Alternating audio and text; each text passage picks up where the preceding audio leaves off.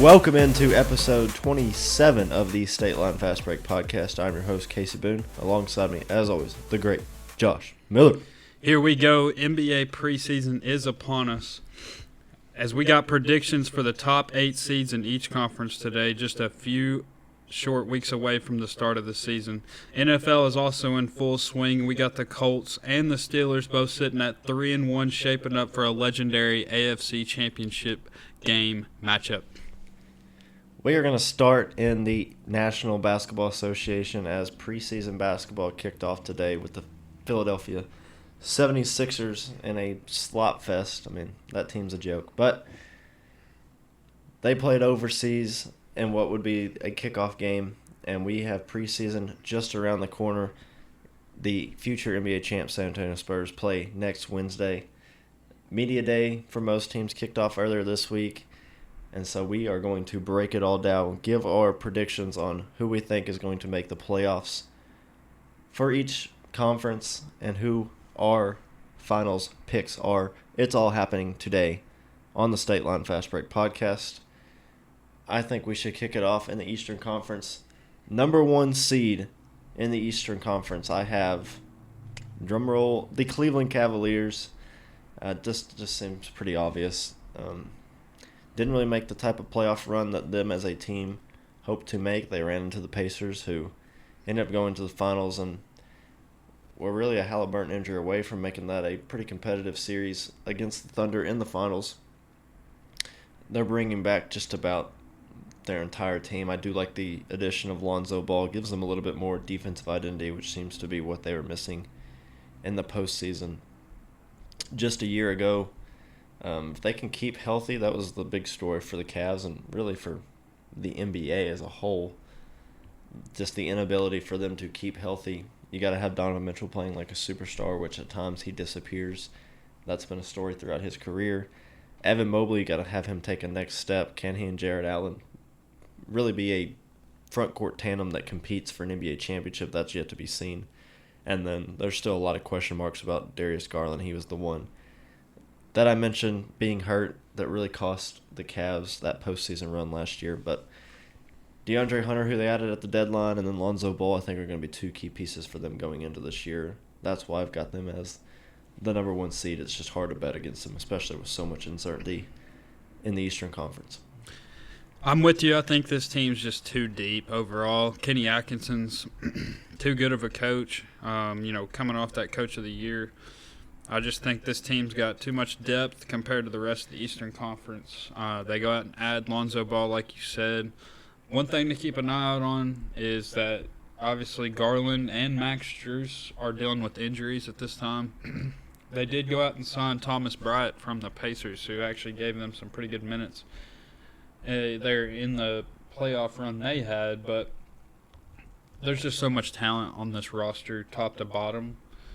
And, I mean, they had such a successful season a year ago that I just, given the way the East is going to shape up this year, I mean, I see no reason why the Cavs can't win 55 to 60 games this year. I mean, you've already kind of talked about most of it, but Kenny Atkinson, I'm just a big fan of his, and I think they are going to need to take the next step, even though it's only going to be year 2 for Kenny Atkinson. But we're talking about Donovan Mitchell, nearing the age of 30.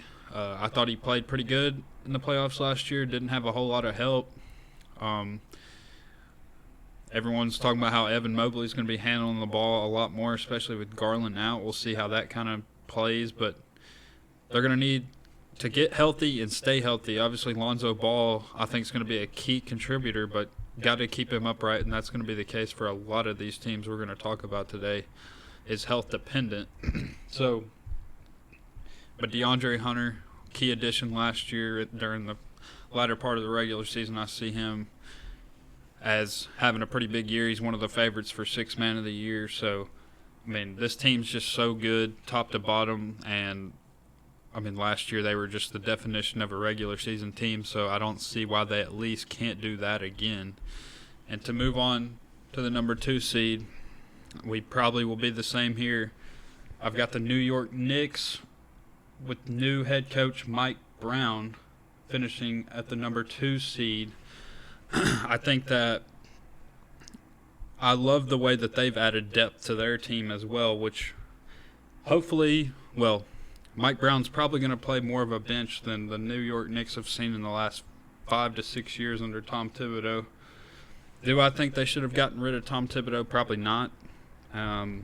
Mike Brown did win Coach of the Year just a few years ago with the Sacramento Kings, but it's been an utter disaster. Led by the best point guard in the league, De'Aaron Fox. Well, yeah, I'm not going to get into that, but him and De'Aaron Fox after Brown was fired, and then, that led to the Spurs deal, but the Kings have been an utter disaster ever since he won that Coach of the Year, ever since Steph Curry dropped 50 on him in that Game 7.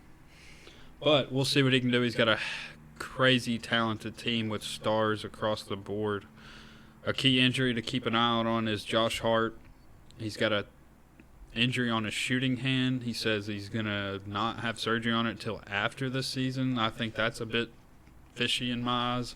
He came up with some sort of injury today, although I'm sure he's fine.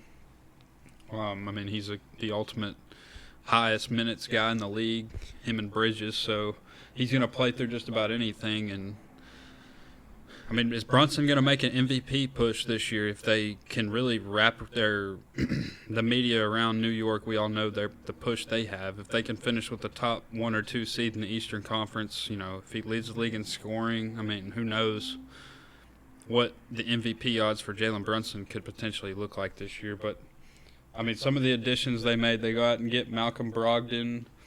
They signed a number of guys. They kept Shamet. There's another guy they took, Jordan Clarkson. So, and then they also have Miles McBride back. So Deuce McBride back, who I think is going to have an even bigger role, who actually played pretty good today in that preseason game. So they've got more guys across the board. It's a question mark that has who even is going to be starting for this team, which I don't think we've ever had to even ask that question in the past 5-6 years. So I think potentially that's a good thing. I'm curious to see where you have this team, although you probably have them sitting where I do. Will they start Mitchell Robinson? Will they not? Will they keep Josh Hart in the lineup? But overall, I think the Knicks, in a very bad East, finish second. You know that I'm as high on anybody on the New York Knicks, but that was under the leadership of Tom Thibodeau. I am not a fan of the Mike Brown hire. Therefore, I do not have them as the number 2 seed in a stunner. The winners of the offseason, the Atlanta Hawks, 2 seed in the Eastern Conference. Wow. Led by Trae Young, who's taken this team to an Eastern Conference Finals before. Jalen Johnson, who's one of my favorite players to watch in the league, will be back and healthy for this team, which was somebody they were missing big time down the stretch last year. The additions of Nickeil Alexander-Walker and Kristaps Porzingis to be in the front court next to Onyeka Okongwu, I think, is going to be pivotal for the success of this team. They added Luke Kennard. Dyson Daniels is still a stud there. I'm pretty high on what this team can be. I think if Trae Young and Kristaps really kind of mesh together well, that's a big guy that can rim run similar to what Capella did back in the day. I'm just very high on what this roster can be. Obviously, they got to stay healthy. Nickeil Alexander-Walker, I think, is going to have a big-time year. Just like the outlook of this team, I think Quinn Snyder is one of the most brilliant coaches in the league. We'll see what he can cook together here. Obviously, I didn't mention Zachary Reese-Shea, who fell just short of the Rookie of the Year honors, which was just a given who he was going up against. But very excited for the future of this Atlanta Hawks team. Big-time winners. They basically got Kristaps Porzingis for nothing. It was a salary dump deal that, it was a no-lose situation for the Hawks. If it doesn't work out, you still have plenty of front court insurance on this roster. Muhammad Gay, I think, is a good player as well. A young guy that's going to be in that front court that may see some minutes. Down the stretch, if games get tight and if Kristaps has to miss time, which he has done regularly over the course of the last few years, which who knows kind of what the situation of that injury is. It seems like he got healthy after that just weird, either it was a fatigue thing or just a physical. He says he doesn't even know what it was. Yeah, I don't even know if they got a diagnosis for it, but I like the outlook of this team. The Atlanta Hawks, I know that's not who probably many of you were expecting, but I think it's going to be a big-time year in Atlanta. They're going to be a very fun team to watch. Can Trae Young finally get to where people thought he might be able to get when he was drafted as a Curry-level guard, where he's just on ball, off ball, can score from many different avenues on the court, whether it's the primary creator, if they want to run him off ball, I think they can use him in many different ways. We'll see if they do that more this year like they had trended to do last year. But I think that's a team that's going to be contending in the East. I think a lot of people see that as one of the teams that are in contention there, obviously with the Knicks, which you've already mentioned, the Cavaliers, who we both have sitting at the 1 seed. But now, my 3 seed, another team I think had a very good offseason, added a player near and dear to your heart, the Orlando Magic, who I flirted with potentially a 2 or a 1 seed just because of the makeup of this roster. You mentioned the depth that the Knicks added. I think this team is just as deep as anybody in the East. I'm a fan of some of their draft picks. Noah Pendo is a young guy out of France. They added Jace Richardson from Michigan State. Both 2 young guys that, I think they could end up being depth pieces on the bench for this team this year. They added Desmond Bane, who I had kind of briefly insinuated earlier from your Memphis Grizzlies. That's going to be a massive addition, and now they are locked into contracts. $41 million for Franz Wagner, $39 million for Desmond Bane, $32 million for Jalen Suggs, and $41 million next year for the top 4, which Paolo Banchero rounds that out, who I think is going to be a dark horse MVP candidate. That is going to be a brilliant foursome to build around. And then Wendell Carter and Goga Batadze, who I know you love, is going to be a very formidable front court for them. Mo Wagner, if he can stay healthy, will be that third big there. A lot of great things to see from the Orlando Magic. I think they're going to be a fast-paced team, similar to what you maybe saw with Memphis. Adding Bane, that's a guy that's going to go out and be pesky on defense, lead to a lot of transition for them. And you got to, obviously, Suggs has got to stay healthy. Paolo's got to stay healthy. It seems like that's the trend with a lot of these teams. I think that was the big storyline, and we touched on it a lot throughout the end of the playoffs and towards the end of the regular season, was just the health of all of these teams just kind of falling apart. Everybody knows the grind of the 82 season. It was heavily debated last offseason about whether they should cut it down to 72 or make changes to the schedule, extend out the season. But that's a big storyline. This team has to stay healthy, but they have put all the pieces together, and they are clearly seeing this as a year where the East is wide open. There's no clear favorite, and they made the big-time move in the offseason, which not many other East teams were willing to do. They went out and did it. I think they're going to be even a contender for the number 1 overall seed in the Eastern Conference. It's going to be a lot of fun to watch this team down in Orlando. I've also got the Orlando Magic sitting at the number 3 seed. I think that they did what a lot of teams in the East probably should have done. The Pistons, I'm referring to, who went out and actually saw the opportunity to take a step in the Eastern Conference, and that they mortgaged their future, which that felt like the picks probably weren't going to be great anyways, to send to my Memphis Grizzlies for Desmond Bane. And this team's half-court offense a year ago was just horrible at times. So he's going to immediately give them shooting and playmaking, which is 2 things they lack, especially with Jalen Suggs missing the second half of the season. So a lot of people are pretty high on Jalen Suggs as a player. I just haven't seen a whole lot because he's had, like you said, he's dealt with a lot of injuries. But I think that they put it together this year, and I'm not exactly sure what I think their record will be. I think it's going to be so jumbled up past the 1 and 2 seed from here down.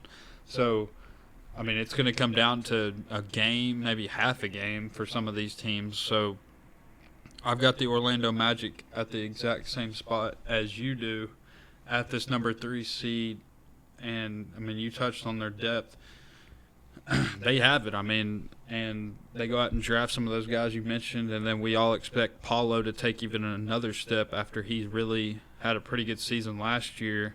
And, he's not really talked about quite as much as some of these other up-and-coming stars, but I think he should be. It's just probably the market he's in. If he played for a different team, maybe he'd be talked about even more, but I think he steps his foot down and, like I said, it could be a dark horse MVP candidate to watch. I don't think he's necessarily going to win it, but to even be in those conversations at this point in his career would be impressive in my opinion. I'd like to see him be able to even get better with that jump shot, but I think Desmond Bane's an underrated playmaker at that, so I think he's going to help him in that aspect. And at the number 4 spot, I also have the Atlanta Hawks, who you had at number 2, correct? That is correct. Yeah. I'm stunned you had them at the number 2 seed, but I thought I had them pretty high sitting at the 4 seed. But I think you and I both see the vision that the Atlanta Hawks have kind of set forth this offseason, going to sign a ton of key players in this offseason. And, I had my doubts on the future of this team before free agency happened. I questioned what they're going to do with Trae Young. The extension or what's going to happen with Trae Young. Quinn Snyder, who I think is a great coach just as you do. How was his patience? Was it wearing thin with Trae Young? And he's already spoken about how he needs to become a much more efficient player, which is 100% correct.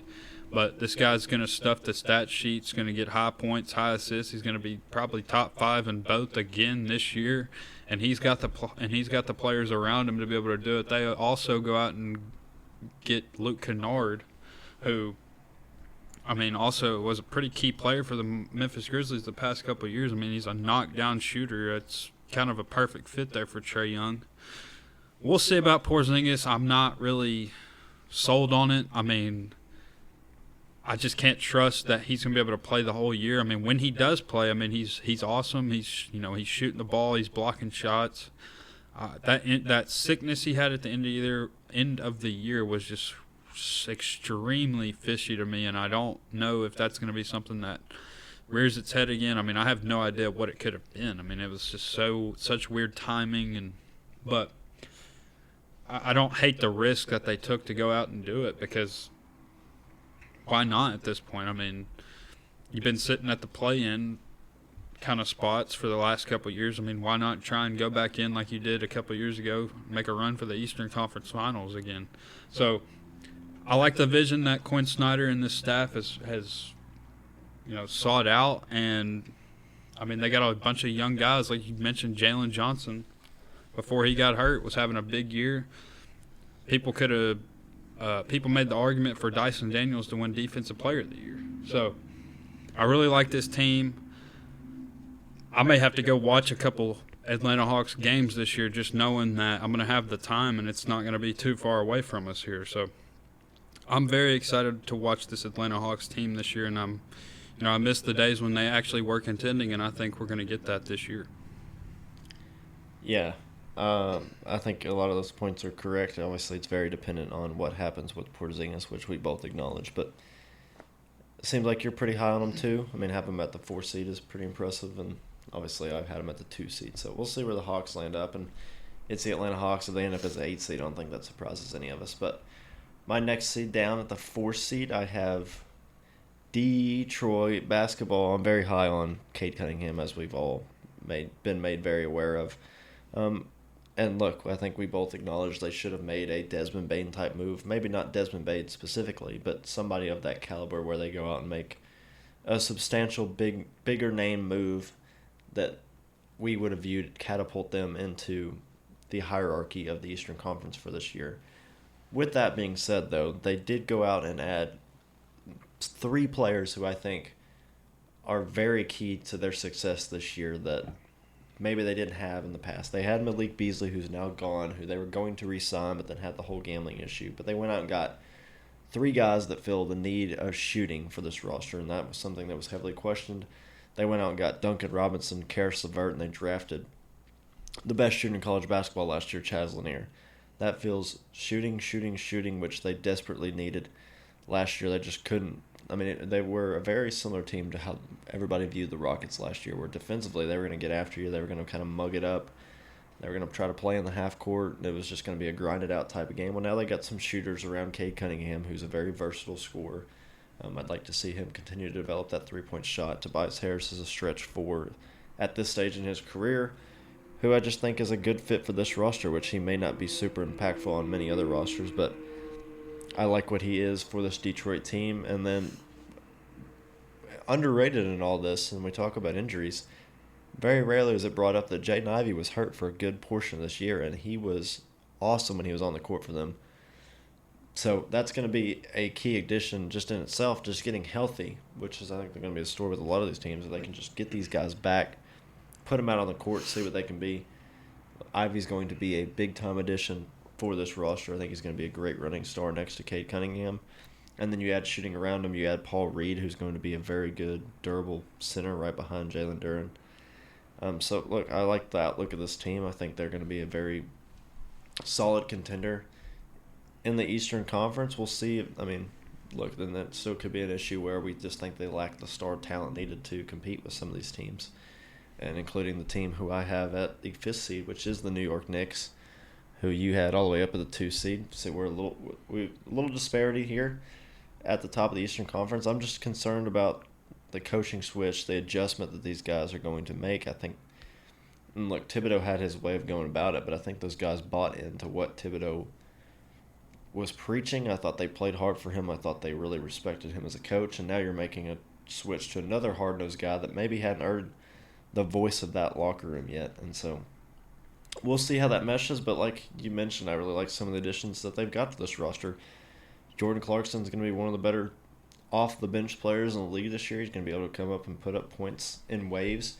A guy that I don't know that you talked about enough was Gershon Yabusele, who has the just famous dunk on LeBron in the Olympics a couple years ago, and that was one of my favorite moments that's ever happened in the history of this world. So, look, he's going to be a dog on the bench for them, another backup big option. He's super versatile. I think he's going to be super impactful for that team. I think he's going to be perfect for what Mike Brown wants. But look, we just got to see how these guys play again together. Like you said, there's a lot of uncertainty about what the starting lineup looks day one. The good thing is they've got a lot of versatile players that can do a lot of different things, and so it'll give Mike Brown the tools to kind of mix and match. He's going to be very oriented around OG Anunoby. He talked about how much he enjoyed him as a player. It's very noteworthy that they were in contention to get him from Toronto in a trade before that he was sent to New York, and so we'll see how that dynamic works out. There's just a lot to be concerned about. What is Cat going to be under Mike Brown? What is Josh Hart's role look? Is he going to be still used as that super small ball forward who just does all the dirty work? And then what does the offense look surrounding Jalen Brunson? Obviously Mike Brown's got a lot of experience running with star guards. He did it with Curry as an assistant in Golden State. He's done it with Fox and Sacramento, and so he's been around star guards. So I think he'll know how to use Jalen, but there's still a lot of uncertainty with this team. As high as I was on them last year, I'm just going to temper my expectations a little bit and be pleasantly surprised if they outkick their coverage this year beyond the 5 seed, which I have them predicted to do. Yeah, I'm curious to see how Mike Brown handles it. Are they going to take the ball more out of Jalen Brunson's hands at times? So many times when you're watching the Knicks, it's just Jalen Brunson ISO. He led the league in dribbles. That's what he does, and that's what makes him such a great player, is just making one-on-one plays. And I don't know if maybe Mike Brown sees that as a positive or negative moving forward, just given the durability it would take to be able to do it the whole year again. How will that affect it positively or negatively in the win column? I'm not sure. I just think they're just so talented top to bottom, and I'm not very high on Mike Brown either, but I just trust Jalen Brunson to be able to get it done. And anyways, we'll see. I like the depth that they have. But at my number 5 spot, I've got the Detroit Pistons. I think they're going to have a pretty similar year to what they had last year. I am curious to see how Jaden Ivey fits back into the team. I mean, he's a pretty good player. I mean, he averaged 17 when he did play last year, shot 40% from three. I mean, he can be a guy. He's a scorer. He's a hard-nosed player. But the only reason anyone's watching this team is to watch Cade Cunningham and the games he had against the Knicks in that playoff run. I mean, that was a very hard-fought 6-game series. And Cade Cunningham was everywhere. He was doing everything he could to be able to help that team have a chance to win. So I think he takes another step, and we said it last episode, I think he's a dark horse for that MVP candidate if they were to get past this 5 seed. Obviously, I've got him sitting at the 5 seed. But, I mean, you couldn't have been more right about what Cade Cunningham has become and what he's going to be. I mean, the guy's just flat out elite. I think he's probably going to get better with that three-point shot. I just don't know if I trust a lot around him. I do like Paul Reed as the backup center. And we'll see how these shooters around him can kind of evolve. You mentioned Chaz and Duncan Robinson. We'll see. I mean, Duncan Robinson doesn't really defend, so I'm not real sure how he'll fit into this team. Maybe they can hide him sort of like the Heat did for all those years. But, yeah, I got the Pistons at the 5 seed. To move forward to the number 6 seed, I've got the Milwaukee Bucks. And I really don't know how this team's going to go. I mean, I can only say this is Giannis is going to be here the whole year. We're not going to get into this conversation. I'm sure we've been in it plenty of times of will Giannis be traded. I'm just going to say he's not, whether if he is or he isn't. For this hypothetical top 8 seed, he's not being traded. I just don't really like this team top to bottom. My only reason I have them at the 6th seed is because of Giannis. They go out and get Miles Turner. Personally, I'm not very high on Miles Turner as it was. I mean, I think it's good that they were able to get something since they were losing Damian Lillard for the whole year. But they're having to eat so much of his salary. I'm not very high on Kyle Kuzma. Will he be traded this year? I'm not sure.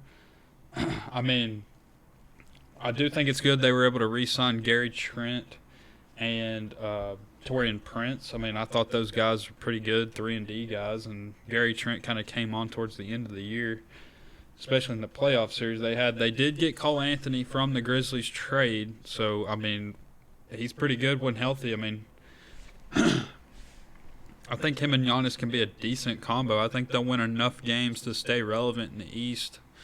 Maybe they can upset somebody in the playoffs, but only reason I have this team at the 6th seed is because of Giannis, and he'll will them to this seed, and I don't think he's going to have a lot of help. I don't think Miles Turner is going to do a whole lot for this team, and that's just my opinion. I am in full agreement with everything you just said. I have them as the 6th seed as well. The only thing I would disagree on is I'm a little bit higher on Miles Turner than you are, but with that being said, if your full mission as an organization is to keep Giannis Antetokounmpo around, and you try to do so by saying, you know what, let's get rid of Damian Lillard, a super dynamic point guard, and I get it, he's going to be out probably all of next year, but you don't do that. Getting rid of Brook Lopez and replacing him with Miles Turner, which just is a slightly better, slightly younger version, that doesn't inspire a lot of confidence in your superstar player. He has stuck around as he has desired to continue to play for this organization, but they continue to let him down in what they put around him. Nothing on this roster really gets me excited. I think Kyle Kuzma is just incredibly overpaid. Bobby Portis just has 2 or 3 games a year where people get excited about the way he performs or just inspires the crowd, and then he's just nowhere to be seen. So, yeah, I mean, I think it's the beginning of the end of the Giannis era in Milwaukee. They're going to be the 6th seed, like you said, because of the greatness that Giannis is.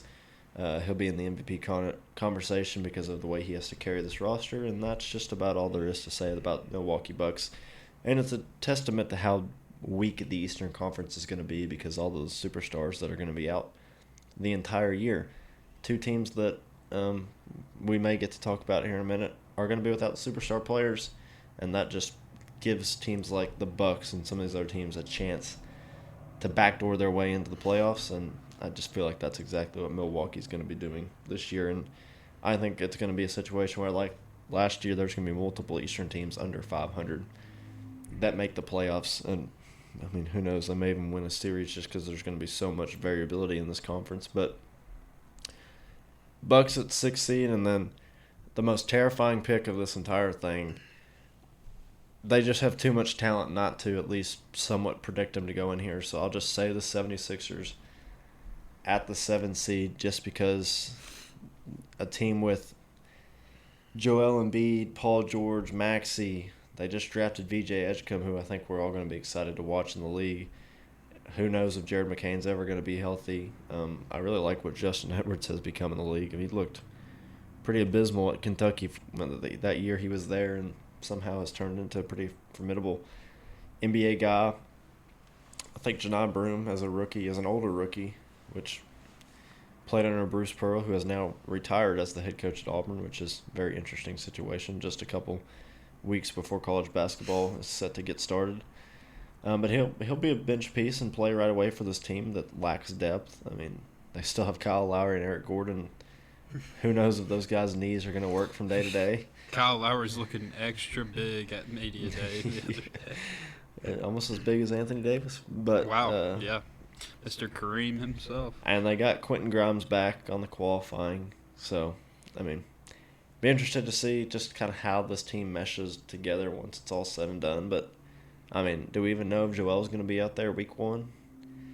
I'm not so sure he'll be out there game 1, week 1. Are we sure he's going to play all year?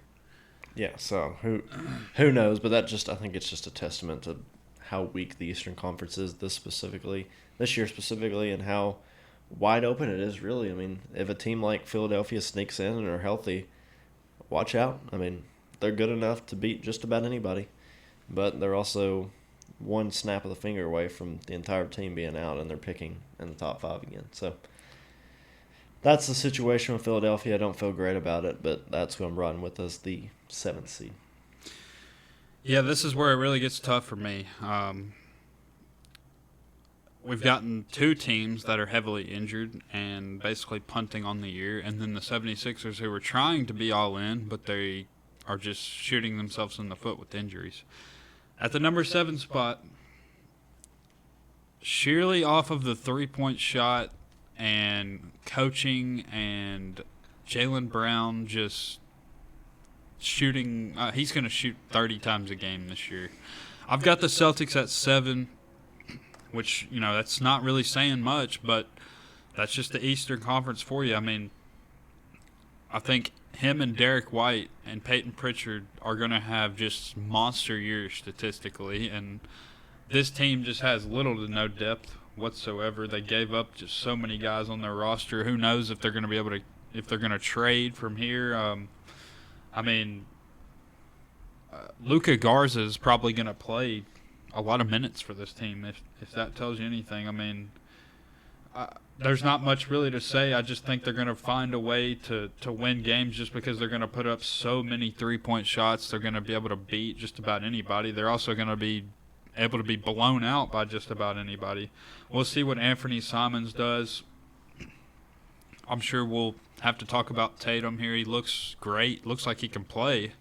But will he play? I don't think they should play him the entire season, just given what their team is already looking like. And I think that Jaylen Brown, like I said, he's a perfect fantasy guy to get this year. I think he's just going to put up crazy shots. Percentage probably won't be very high. But Jaylen Brown's got a chance to go really prove himself and to see, what he thinks of himself. I mean, that contract he's getting, he ought to be able to carry this team to the playoffs. So I've got him at the 7th seed just because of how much I respect Derek White and some of the coaching staff and general manager they have. I mean, but I don't think they're going to necessarily do anything. And then I'm changing my number 8 spot. You did convince me. I wasn't going to even have the 76ers in here, just only because of injuries. I mean, it's simple as that. I mean, I really like some of a lot of the talent they have on their team. But I guess they're going to find a way to limp through and make the 8th seed in the Eastern Conference. Maybe they get, like I said, they get hot at the end or get lucky, getting some guys back at the end of the year. Excuse me. And they win a play-in game and end up as the 8th seed. And I mean, they'll have a chance to beat Cleveland. I mean, if that's the matchup I have here, would be the 8 versus 1 if they have everyone healthy. I mean, I think Jared McCain would have won Rookie of the Year had he actually finished this season. And then, like you mentioned, VJ Edgecombe, we'll see what he does. Maxey's obviously probably right in his prime right now. I mean, they got talent on their team. Quentin Grimes, I mean, he turned into bubble TJ Warren there at the end of the year out of nowhere, and he was holding out. Now he got paid barely anything, and he's back. So, I mean, who knows what's going to happen there, but I'll find a way for the 76ers to limp their way in, and the Indiana Pacers, who just made the NBA Finals Game 7, I've got them missing the playoffs. So it was hard to do, but they're just so beaten and battered at this point. I just think they just punt on this year. Yeah, and here's what I'll say about this. My two picks are going to be solely based on who is going to be healthy at the start of game number 1, who I think will be there at the end. And so I had 76ers of the guys that we think are going to be there at the end, assuming no catastrophic injuries. I think that they are going to be able to win a play-in game and get their way in.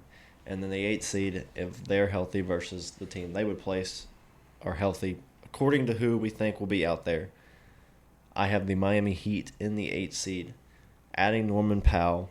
They've got Andrew Wiggins from the Jimmy Butler trade. Bam's still there. They've still got Hero. I really like Davion Mitchell. He came on at the end of the year for them. They just paid Nikola Jovic. Khalil Ware, who I think we both like as a player. Jaime Jaquez is still there. They just drafted Kasparis Yakachonis. We'll see what he ends up being. Had a kind of a rough start to his summer league, but kind of figured it out towards the back half of it. If all of these guys that I just mentioned are playing, and Pacers are still without Halliburton, the Celtics are still without Tatum, I think that they would be able to beat both of those teams in a one-game play-in scenario to backdoor their way in. Even if those teams finish with better records in the regular season, that's what I'm projecting this off of. That's why I have the 76ers in there. That's why I have the Miami Heat in there. And the Boston Celtics roster is just kind of it's kind of a joke all the way around. I mean, besides Derek White and Jaylen Brown, it's a whole lot of we don't really know. I mean, Hauser and Pritchard are going to be able to throw up a bunch of shots. Shireman's going to be able to go back to his Creighton days and just start hucking up shots. The center tandem right now is Xavier Tillman or Luka Garza. I mean, I don't like the outlook of that roster whatsoever. Change in ownership, wanting to shed money. I mean, you just won a title a couple years ago, and now you're kind of in complete teardown mode. I still question whether they should have traded Jaylen Brown and just completely tore this down to the spine boards of this whole roster, but they chose not to. They're going to keep that Brown and Tatum tandem together, at least for now. We'll see what they can be when Tatum comes back, but I just don't think that's a playoff team right now. And for the Pacers, I think they're a talented roster. I think they're going to be between 7 and 10 somewhere in the regular season. They're going to be playing in the play-in most likely. I think Pascal's good enough. I like Nembhard. I really like the roster top to bottom. It's just really tough to lose your best player in Halliburton and remain competitive over an 82-course season. Jay Huff. Yeah, he's not going to be the difference. So I'll just go with who I think is going to be the better roster on paper for this year with Tatum, with Halliburton out. I'll take 76ers at the 7th seed. I'll take the Miami Heat at the 8th seed, and that's going to round out the Eastern Conference. Let's get to the real conference here. Yeah, I mean, we spent quite a bit of time there talking about the Eastern Conference, and now we can really lock in on what matters. And that is the Western Conference with, I think, we don't even need to talk about this team much, but the Oklahoma City Thunder will be the 1 seed. And so I would assume you've got that as well. I do not. Oh, and he's going to pick the Nuggets because he's the homer MFer if I've ever seen one.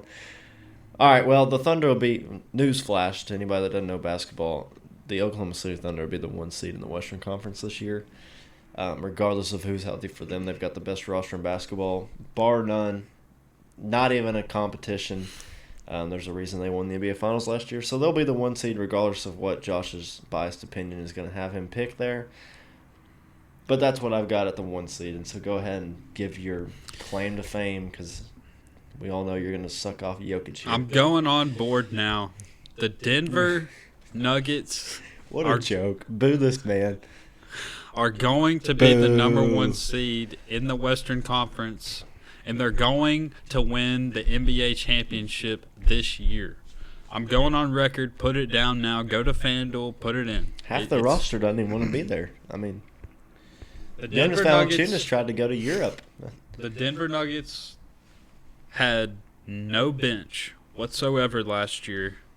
They actually have, on paper, one of the best benches in the league now. They go out and grab Bruce Brown. Jokic said he's got to save his career again. Bruce Brown fits in perfect with this team. We saw it in the championship year. Ever since he left, I've been on my knees begging for the Bruce Brown to end up either at the Grizzlies or the Nuggets. Let him get to a team that actually – well, the Grizzlies don't really matter. I just wanted him there just because I think he's good. But he's been on some bad teams, and he probably should have never left, but he got a little bit of money, so he had to. I think Christian Braun's going to take the next step. I think he's there. They put their trust in him. I think he's going to go out and take that next step. He just needs to be a little bit more consistent with his three. And, I mean, other than that, he's been pretty good. I mean, he's perfect transition player. I think he's going to be even better. Aaron Gordon became deadly with the three. I mean, but we already know the starting lineup, but Cam Johnson, I think, if healthy, is going to be better than Michael Porter Jr. was, who's on the – can we get him on this podcast? I mean, please. I would love to have Michael Porter Jr. on this podcast. He's on a legendary media run. He might come just because why not? He might retire mid-year and just start running the State Line Fast Break podcast for all we know. Executive producer. And Jokic, and no one's even talking about him I've listened to these press conferences. Michael Porter Jr., they're not saying a word about him. They could care less about Michael Porter Jr. because they've got a new man, Cam Johnson, who is a deadly three-point shooter. He can actually defend, and I think he's going to fit in absolutely perfect. They go out and get Tim Hardaway. Do I think he's going to be great? No, but I think a couple games here and there he's going to come in. He's going to hit down some threes. And now they have a big man, if he can stay healthy. I know he's old, but Valanciunas, I mean, we'll see. They haven't had any center behind Jokic since, who was Mason Plumlee or Paul Millsap was a 4 back in the day? I mean, DeAndre Jordan's a great player. Yeah, he was back in 2015 when he was an all-NBA player, but we'll see what Julian Strawther does and Peyton Watson. If they take that next step, I think this is a championship team.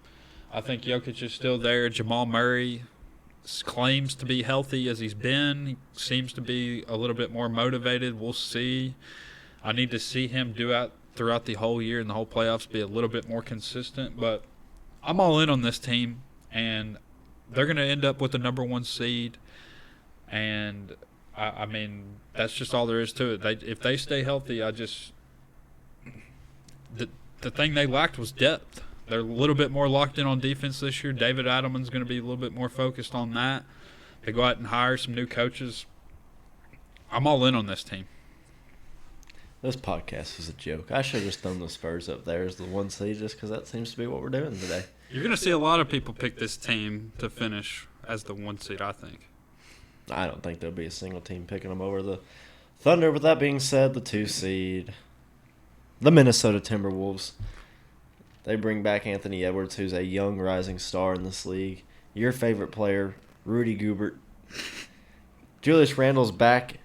Dante DiVincenzo, Naj Reid, Jaden McDaniels. They've brought back a lot of the roster. They're going to be really relying on Rob Dillingham to take a leap this year and actually play a role for this roster. Look, it will be interesting to see. They lose Nickeil Alexander-Walker, who's a massive piece for them. So that's where I say they're going to be relying on Dillingham to take that jump. But I think they really like what they saw from Terrence Shannon Jr. towards the end of the year. They drafted a center out of France, Jon Berenger, who I am pretty high on. I think he's going to be a very solid player. He had a very, very good summer league for them. He's a very talented defensive player, and they're going to throw him next to Gobert, who can be a very lethal block tandem inside. Then this is just a team that's always going to perform well in the regular season. Bones Holland. Yeah, he's a good player too. Not that I think that they're better than the team that you just shockingly put at the 1 seed, but they're who I think is going to have the better regular season. Just because, look, there's still a lot of question marks with that Denver roster, regardless of how high you may be on Nikola Jokic. You still got to get Jamal Murray to play a full season, which he has not done in quite some time. He's got his dreads, man. He's back. Yeah, that scares me even more. That there's a lot of concerns when players start changing up their appearance. But we'll see. We'll see what that team ends up being. As long as Jamal Murray doesn't get a hold of Instagram stories, then he'll be fine. But maybe he needs to go back to that. I thought we avoided a Steph Diggs talk today, but now Jamal Murray bubble days.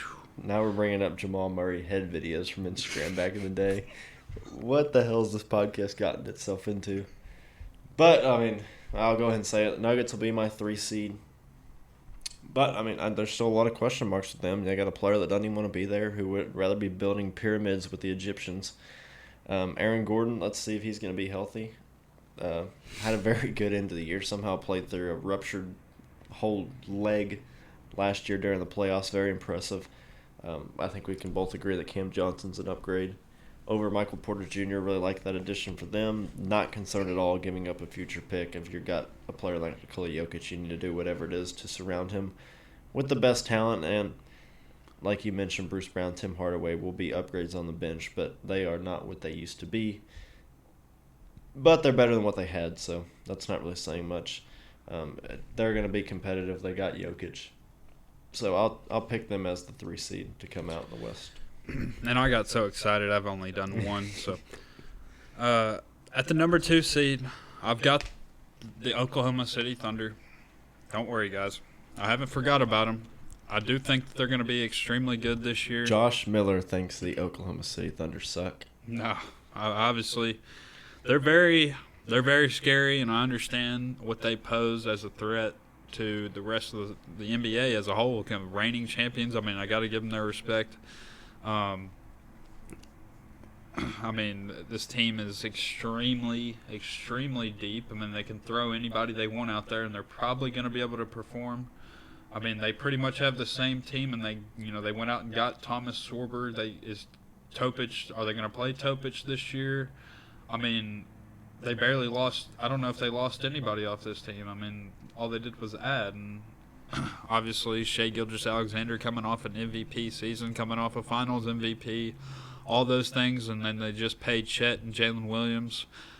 I just am going to hope with the fact that there hasn't been a repeat champion in many years, and maybe they just aren't quite as locked in as they were, although that's going to be hard to really believe knowing they have Mark Daigneault and they're just such a young, energetic team.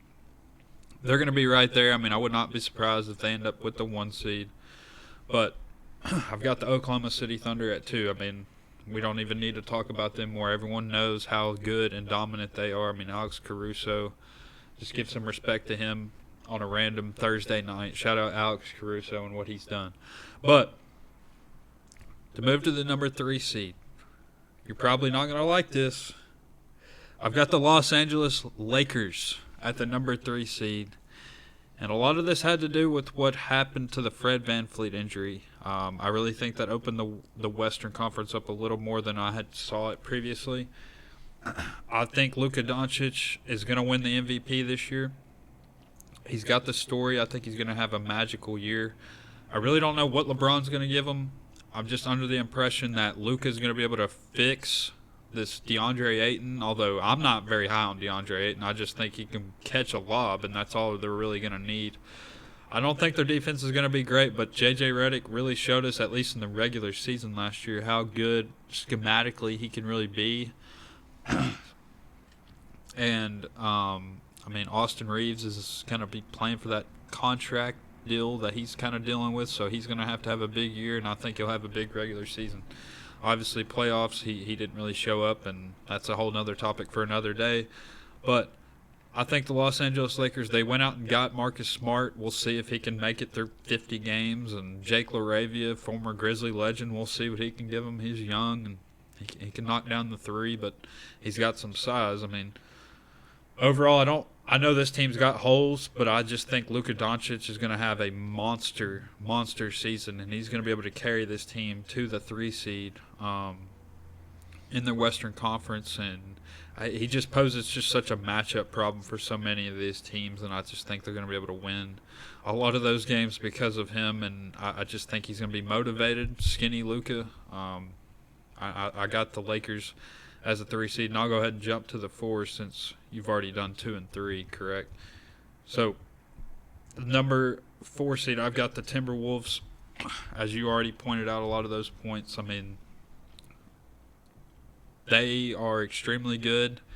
They got beat 2 years in a row in 5 games in the Western Conference Finals, which is not really a bad thing, but it's just kind of how their season's kind of ended. So, Julius Randle had a extremely good end of the regular season, really good playoff run. Obviously didn't play great in the Western Conference Finals, but leading up to that had some really big games. Anthony Edwards is studying Michael Jordan and Kobe Bryant's post-game packages. I mean, I think he's off to even have a better year than he had last year, and he's really going to be in that MVP discussion. And they're going to be a force to be reckoned with just because of Anthony Edwards. And I'm with you on Terrence Shannon. I think he showed them a lot in that playoff series down the stretch. And Chris Finch was kind of hesitant to play him in the regular season, but I think they're going to have to lean on him in a lot of games this year. And honestly, I think he's going to be able to do it. I think he's going to be a pretty elite scorer in this league. I just think he's going to be a real reliable bench guy for him. So I've got the Timberwolves at the number 4 seed. I will take the Houston Rockets to finish number 4, and I get it. The Fred VanVleet injury is a major concern, but we forget that this team just added Kevin Durant. They've got Reed Shepherd, who I think will take into that Fred VanVleet role, and he will thrive with the roster that they've got around him. They added Clint Capella as another big option off the bench. There's a lot to like about this team. They've got somebody who is very underrated, but got a lot of flowers after last year, Amin Thompson. We'll see if his offensive ability continues to evolve. Obviously, the fast break threat that he is, the defensive demon that he has made himself out to be. Very interesting roster, very interesting build. Someone that I'm not sure that we've mentioned all that much on this podcast, but Dorian Finney-Smith just left the team that you had as the 3 seed to join another team in the West, and I think he's going to fit in perfectly what they need on this roster, more floor spacing ability. He's another guy that can step out and defend multiple positions. Steven Adams. Got to get him back healthy. Yeah, Steven Adams is back after having a really good end to the year for this team, who was very pivotal in their competition in the playoffs. Obviously they lost, but when they were playing some of their other bigs off the court, Adams stepped up and had a very good series there. So look, we'll see. I still believe Kevin Durant's one of the elite players in today's game. Can score from all 3 levels. Again, Fred VanVleet is the heart and soul of this team and is going to be a massive loss. But this team is as equipped as any to handle a loss like that with the depth that they have, with the young player that wasn't expected to play as big a role now being able to step up, and the addition of a superstar Hall of Fame player along with some other key veterans to round out your roster. I really like the outlook of this Rockets team. I think they're going to maybe lose a couple notches, maybe not be the 2 seed that they were last year, just as some other teams around them continue to elevate and get healthy. But the Rockets, I think, are going to be right in the thick of things in the West. I have them as the 4th seed, and I would rather jab my heart than say who I have in the 5th seed, but it's the Los Angeles Lakers. I hope they lose every game, and that's my analysis of the 5th seed. Well, okay. Well, there's that. I'll talk about my 5 seed. I also have the Houston Rockets, just to add on to a couple points you had. They're going to have to lean on Reed Shepherd, who the guys can flat out score the basketball. They're also going to have to play Aaron Holiday this year a little bit just to be able to handle the ball some.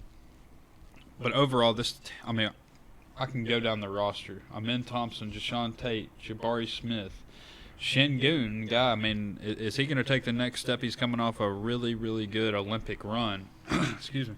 And Tari Eason, obviously, they go out and get Clint Capella. I mean, this team has the potential to play some of the biggest lineups you've ever seen with Jabari Smith, Kevin Durant, Adams, Şengün, I mean, Capella, Eason. I mean, obviously, I love the addition of Dorian Finney-Smith. I got to see him, make sure he's all good to go. I know he'll miss the start of the year, but he should be fine.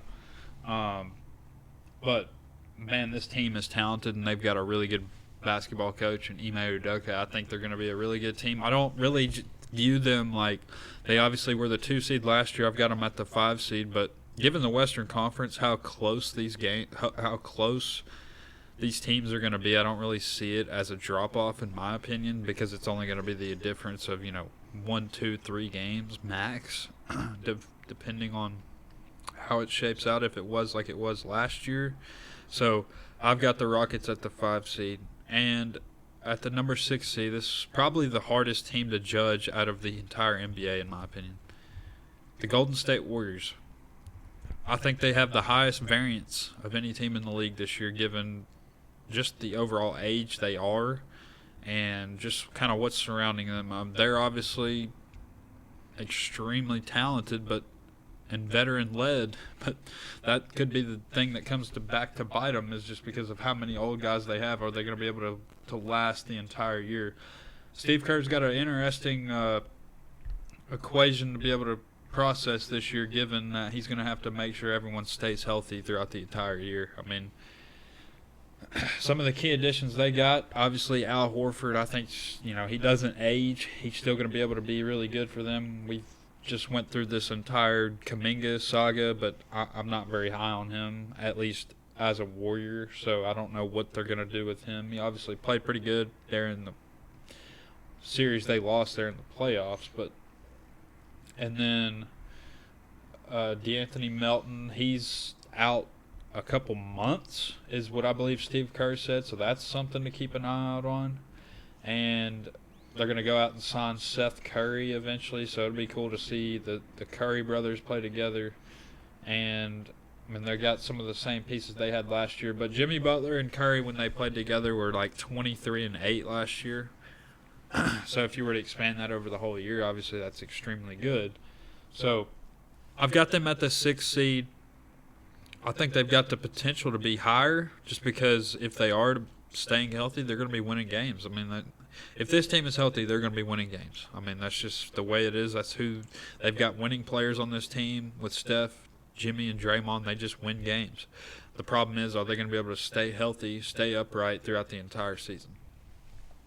You're going to hate on me for this, and a lot of people that probably will listen to this will also hate on me for it, but the San Antonio Spurs are a playoff basketball team. I don't think they're a play-in team. I think they're a playoff basketball team.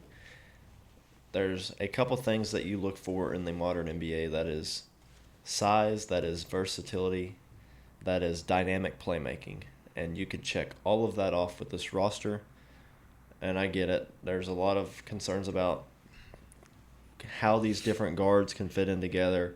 Do they have maybe the three-point versatility that some of the other teams have? I think you're going to see a true ascension into best player in the world debate this year from Victor Wembanyama. I mean, the dude went all over the world. He trained with monks. He was taking boxing lessons. He trained with Kevin Garnett. He trained with Hakeem Olajuwon. He trained with Matt Bonner, the most important one, obviously. And now he is listed as 7'4", instead of 7'3", like he was listed. He looks bigger physically. He said this is the hardest. Stronger. Yeah, he said this is the hardest he's trained. He said his conditioning is the best that it's been going into a season in his NBA career. He's been healthy pretty much since the end of June, and he has been fully cleared by both the Spurs medical staff and the league medical staff. He is going to take ascension into best player in the world conversation. You're going to see how dynamic he can be with a true number one point guard like De'Aaron Fox. You're going to be able to see the best of Fox come back out. Devin Vassell is a player that's incredibly underrated in the NBA. He averaged 19.5 points per game just a year prior to last year. Going into last year, he had surgery on both of his ankles. Didn't play the first bit of the year. Didn't have a single bit of off season to work on his game. Didn't have any of training camp to work with the team. Came back, was a little shaky, and at finishing the year strong, still averaging 16, shooting 37% from three. He is going to be able to settle into a role that he was destined to be in, which is a 3-and-D wing who spots up and shoot. He doesn't have to handle too much of the load on his offense. Doesn't have to be a primary creator, which is not his game. And then this team just has a multitude of different wing options with Harrison Barnes, who is very, very solid for this team. Keldon Johnson, who's the heart and soul of the roster. You have Jeremy Sohan, who has played all 5 positions in his young NBA career. They haven't really been able to play him where he is suited best because they tried him out at point guard a couple years ago. He was playing the backup center last year because they just had no real answer behind Wembanyama. So what do? They go get Luke Cornett, the best backup big on the market. They go out and trade for Kelly Olynyk, another experienced big that can stretch the floor. And then, you know what the gods graced him with? They graced him with the number 2 overall pick to take the best point guard in the class. And they add Dylan Harper to this roster. And then they get the 14th pick and add another versatile wing, Carter Bryant, who can do just a little bit of everything. Is going to be another menace defensively. Not to mention they've got back-to-back Rookie of the Years with Steph Castle being the ultimate Swiss Army knife, who there was multiple games as a guard last year. He led the game statistically in rebounding, who get after you defensively. Just a assassin when he's tacking downhill at the rim. Obviously, I'm a fan. Obviously, I'm biased. You probably won't even have him anywhere near the top 20 of NBA teams this year. You probably have him as the 14th seed in the conference. But I think this is a playoff team, no doubt, and they've got to produce this year. There's no doubt about it. Wembanyama's running out of time in his rookie contract to really make a run at it. They've already proved that, look, we're going to start trying to put the pieces around him. And they've added De'Aaron Fox, but they're also going to let these young guys continue to rise up and develop and elevate together, which is the Oklahoma City Thunder's game plan. It's the same blueprint that they used, and the Thunder had to just get into the playoffs first, take their lumps, and then you saw what they did this past year. This is going to be the get into the playoffs, take your playoff lump, and then you really look to elevate next year. I think that's what you're going to see out of the Spurs roster. You're going to see Wembanyama elevate into what everybody thinks he can be, and then you're going to have Fox, Harper, Castle, the 3-guard trio, really make a name for themselves, show that they can play together, and then you're going to see just the depth and the quality of this roster really show its face. I didn't even mention Julian Champagnie, who's one of the best three-point shooters in the NBA, who might even carve himself out a starting role just because he does have that ability to shoot from anywhere on the court. So I'm going to be higher on them than most, but that's part of the fandom in me. But I truly believe that this roster is a playoff roster. Yeah, I just think you're a year off. I think what you're saying. But I think that's what you've been saying ever since Wemby got in the league. I think that's what you've been saying about. Like, I think that's what the perception is about. I mean, how many years are you going to be? be? I mean, how many years can you be a year off? I don't think you can afford to be a year off this year. If you don't make the playoffs this year, there should be drastic change. I mean, there should be complete overhaul, because that means it's just a complete failure from top to bottom. I mean, I could see. I had them. I'll just spoil. I don't have them in the top 8. I do have them as a play-in team. I did consider them, being a team who ends up winning a play-in game. I mean, you're right. I think that's the ceiling of what this team has this year, and maybe they do hit their ceiling. Maybe they don't. I don't know. I'm excited to see it. I mean, obviously, if Wemby's going to take even another step, which I think he will, but the step you're saying is like, is he the best player in the league? Which I think he's going to. I'm not saying he's necessarily going to be the best player in the league. I'm saying that's the ascension that he has to rise up into. He just has to be.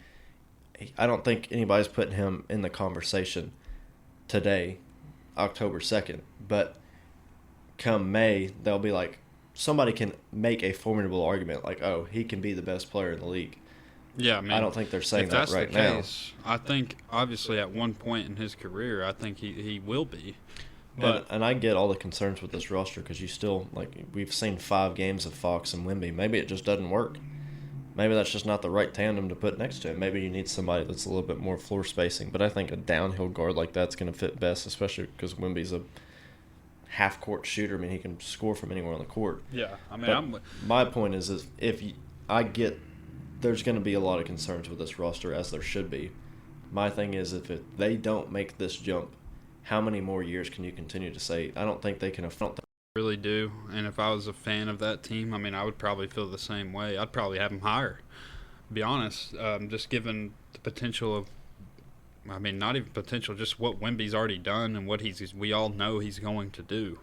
But, I mean, ultimately, I don't have that happening. It very well could happen. And I think it would take for the Western Conference to shape out in that way, you know, with some of these teams getting hurt, Warriors, Clippers, Mavericks, you know, if all those teams end up staying injured or getting injured as injury prone as those three teams are, I mean, very well could end up in that spot. But I don't have that happening this year, although it would be very exciting. Everyone is waiting to see Victor Wembanyama in a play in meaningful games. I mean, that's what Adam Silver's everyone's waiting for it. I mean, the league, the world is waiting for Victor Wembanyama to be able to play in meaningful games. That way we can already start discussing him in these, you know, all-time conversations. I mean, that's how special this guy already is and what he's going to be. And I like a lot of the pieces on their team. But unfortunately, I don't have them making the playoffs this year.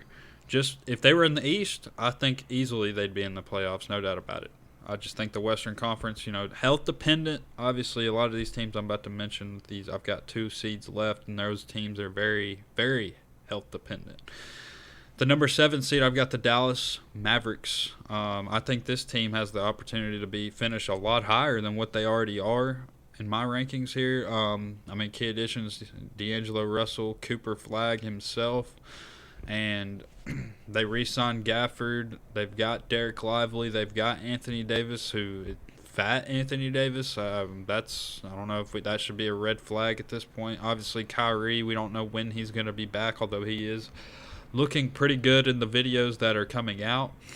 Maybe he's back by January, or we don't know, but Dallas Mavericks have so much talent in that roster, and Jason Kidd's an extremely good coach. I mean, they're going to be just as big as the Rockets can be if they're going to play Flagg, Lively, and Gafford all at the same and Davis. I mean, think about the size that they're going to have defensively. And we'll see how they kind of play Cooper Flagg. Are they going to let him just handle the ball a lot like they did in the Summer League? I don't think it'll be quite as much. I think D'Angelo Russell will be doing a lot of that, which if it comes to playoffs, I don't like that at all. But maybe regular season they'll be able to do it enough. And then I think this team really has a chance to take off during the second half of the season as Kyrie gets back. And I think they could be one of the most dangerous 7 seeds that we've seen. And then at number 8, the Los Angeles Clippers. A lot of negative things surrounding this team, but man, did they go out and really get some key additions to this team. They went out and got Brook Lopez, they went out and got John Collins, and they went out and got Bradley Beal, who Ty Lue's already announced he's a starter, and he thinks he might win Defensive Player of the Year. Obviously joking, but the Los Angeles Clippers have, I mean, I've said this about a lot of these teams, but just talent, proven players. They went out and got Chris Paul from your Spurs. I mean, how much is he going to play on this team? It's a very good player to have, you know, down there on the bottom of your roster, that's for sure. Obviously, who knows what Kawhi's doing and what the league's going to do with him. Is he in trouble? Is he hurt? Is he going to play? I don't know. I can't even trust him at this point. But overall, I still think Ty Lue is one of the best coaches. They got Jeff Van Gundy on that staff. I think he's an extremely good defensive coach. And I think they somehow limp their way into that 8th seed. And, you know, they could give whoever number 1 seed ends up giving them a lot of issues. We saw how hot the Clippers got at the end of the regular season last year. We saw it. They were arguably the hottest team in the league down the stretch of the regular season. But when it comes to the playoffs, we all know what James Harden is. We all know what he isn't. So I don't know what they're going to do in the playoffs because of that. But I've got the Los Angeles Clippers rounding out my top 8 in the Western Conference. It's very interesting that just the disparity of our thoughts between the Spurs and the Mavericks, because I would be on the complete flip side of you. I do not have the Mavericks anywhere near the playoffs. I think they're probably looking at the 10 seed-ish where they finished last year. I don't think D'Angelo Russell is a positive asset for this team. I think I would have gone a different direction if I were going for a Kyrie replacement. I'm not as optimistic that Kyrie is going to be back as soon as what you think, and we've seen the videos of him already in the gym off of that injury, but he's a 33-year-old player. I mean, who's to say a setback doesn't happen? I'm not as optimistic that he's going to get back as soon, and I just don't trust the guard play that they have to replenish the time that he's going to miss, especially if D'Angelo Russell's the guy that's leading that crew. I'm not sold that that's going to be a positive thing between him and Anthony Davis. I mean, we've seen it once before. Because I'm not very high on D'Angelo Russell either. But again, it's the same thing you say about the Spurs, and I'll say about the Mavs. There's pieces on this roster that you can really get behind, and obviously the addition of Flagg, he's an all-world talent, but how impactful is he going to be year one I think he's the type of player that it might take him a little bit to figure out where his stomping ground, because he's such a versatile player that I'm not sure he's going to excel in one specific thing when he first gets into the league. It might take him a little bit to find his footing and find maybe where he's going to excel at, and I think he's going to be very good at a lot of different things, but that could be a steep adjustment coming to the league. Clay, I'm not sure. He's on the back half of his career, what he's going to end up being. I think we both like Gafford and the big guy situation there between him and Lively. Remains to be seen whether both of those guys will be on the roster at the end of the year. Christie's an interesting guy. Washington, we'll see what happens with him. But I do not have that roster making its way to the playoffs. Just without Kyrie, I think that's just a massive, massive hole that's going to be hard to fill. And then I just don't know how many games Anthony Davis is going to play, which I think is an even bigger question mark for that team. It pains me to do it, and it's the same thing I said about the Lakers. I don't have a lot to say, but I'll pick the Clippers to go be the 7th seed. That was your team last year. They let you down, but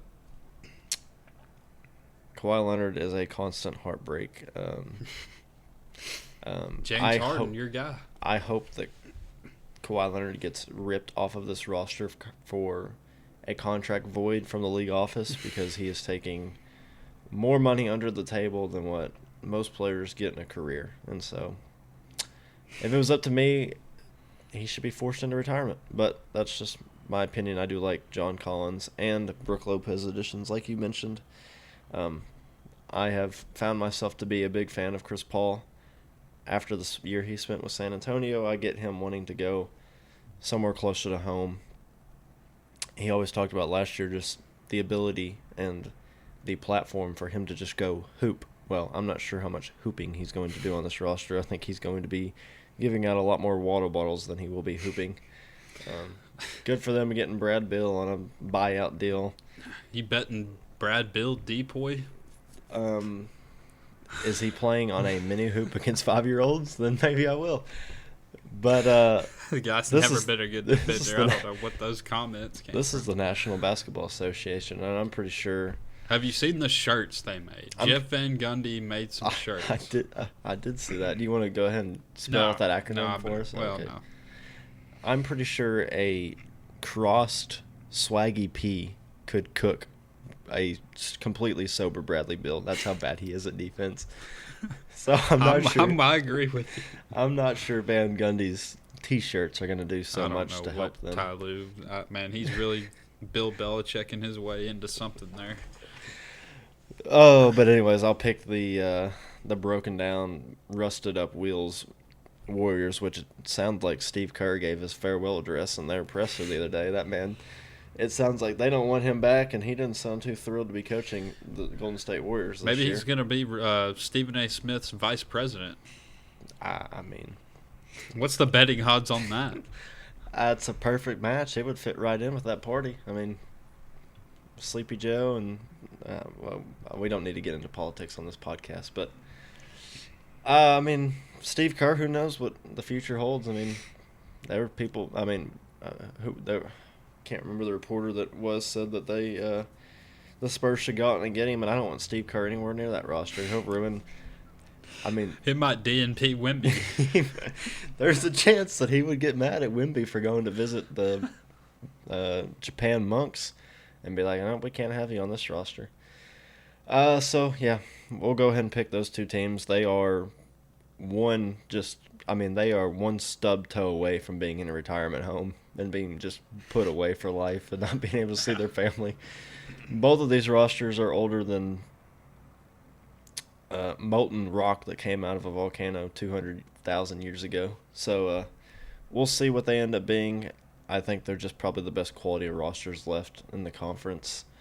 The Suns are going to be a complete joke again this year. We'll see what Booker's able to do with that roster. The Kings, I mean, what the hell are they even doing there? They tried to get Kuminga, but they didn't want to pay him enough. The Warriors didn't want to sign and trade him there. Good for Chauncey Billups. He has managed his way into a contract extension. They got Damian Lillard back, who's going to be, I guess, an assistant coach there this year because there's no way he's playing basketball. I'm shocked with how Young much. Hansen, we're going to get to watch him this year.